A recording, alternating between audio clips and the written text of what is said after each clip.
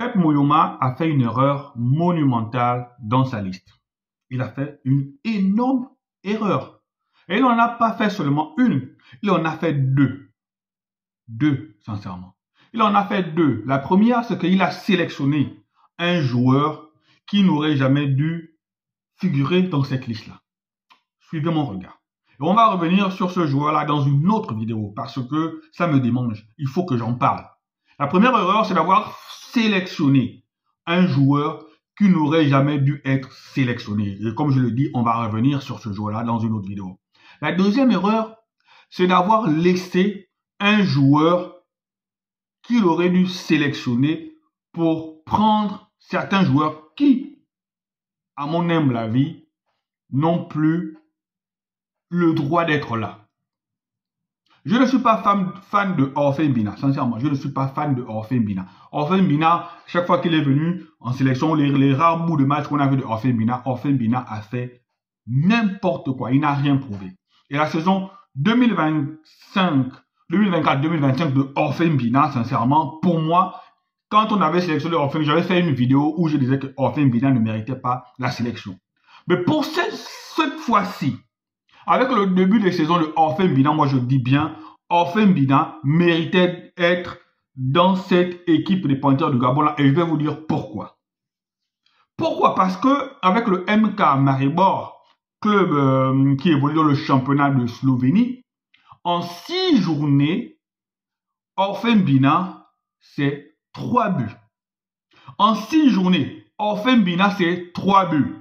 On va prendre quelqu'un comme Sambisa. Sambisa, statistiquement, ne peut pas être devant Orphan Bina.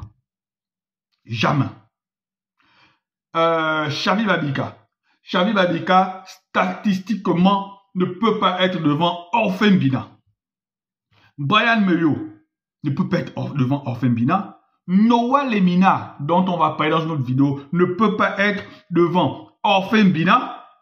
Même à Levina, même si pour moi Levina a toujours prouvé en équipe nationale, même à Levina, statistiquement, n'est pas devant Orphan Bina. Alors maintenant, je vais vous expliquer pourquoi c'est une erreur d'avoir laissé Orphan Bina. On sait tous que le Gabon va jouer son premier match contre les Seychelles le 3 septembre.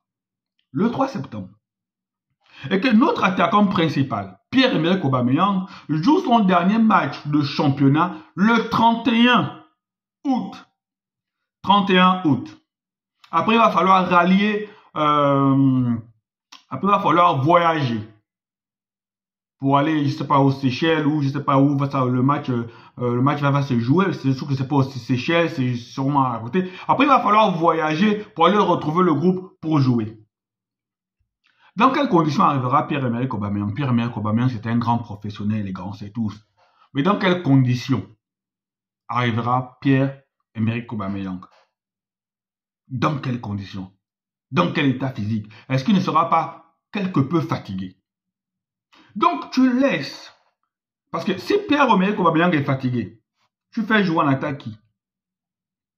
Bouanga. Tu mets Bouanga en pointe, Bouanga en 9. On sait que Bouanga, lui, son poste de prédilection, c'est sur le côté. Donc, tu mets Bouanga sur le côté, tu mets qui? Xavi sur l'autre côté, et tu mets qui? Teddy Andani. On sait que Bouanga, Xavi, Sambisa, Teddy, ce sont des joueurs de côté. Donc, le seul, même si Aubameyang est un joueur de côté, mais en ce moment, vu son âge, c'est le seul gars qui peut tenir la route en attaquant de pointe. Et dans tout ce groupe-là, tu n'as pas de véritable neuf. Pas de véritable neuf. Aubameyang est un joueur de côté qui a eu maintenant la capacité de marquer le but. Il est devenu un véritable neuf, Mais là, à part Aubameyang, là, dans ce groupe-là, tu n'as pas de véritable neuf. Tu te permets de laisser Bina Orphée. Bina Orphée. Parce que, hormis Aubameyang qui a des stats dans ce club en tant que buteur, quel autre joueur qui a des stats ici? Andani aussi a des stats de but, mais tu ne mettras pas Andani en 9. Donc, avoir laissé Orphan Bina est une grosse erreur. Orphan Bina aurait pu être dans cette liste à la place de Sambisa. Si Xavi, vous estimez que Xavi, parce qu'il est à l'Étoile Rouge de Belgrade, voilà, le PSG des Balkans, d'accord. Mais Orphan Bina aurait pu être là à la place de Sambisa.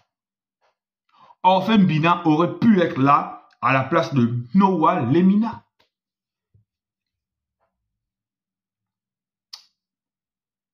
Parce que Pierre-Emerick Aubameyang, je ne sais pas, vous avez regardé le dernier match de Marseille.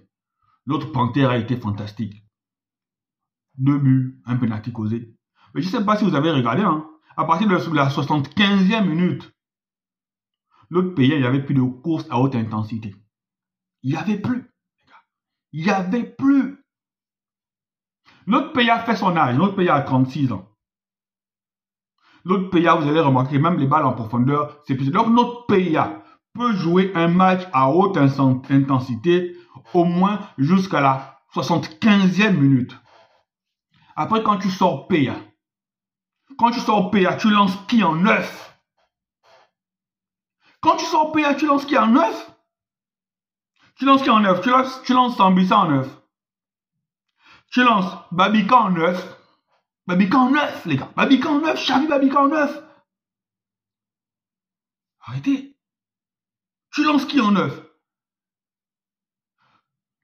Les gars, c'est une erreur d'avoir laissé Orphan Bina. Je ne dis pas qu'Orphan Bina c'est le meilleur. Que Orphan Bina nous aurait fait. Je dis c'est une erreur d'avoir laissé Orphan Bina parce que au moins c'est le 9 qui peut être dans la continuité.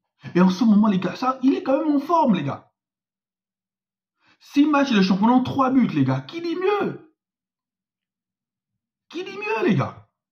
Donc, pour ma part, hein, je ne sais pas pour vous, mais je dis quand même que Noah Lemina, Sambisa, Xavi Babika, il y avait de la place pour faire entrer quelqu'un qui est buteur en club en ce moment. C'est mon avis. Vous avez le droit de donner votre avis. Dans une autre vidéo, je vais revenir sur le cas de Noah Lemina. Je ne peux pas, en fait, ce que je n'arrive pas à comprendre. Je vais revenir dans une autre vidéo sur le cas Noah Lemina. Allez, portez-vous bien.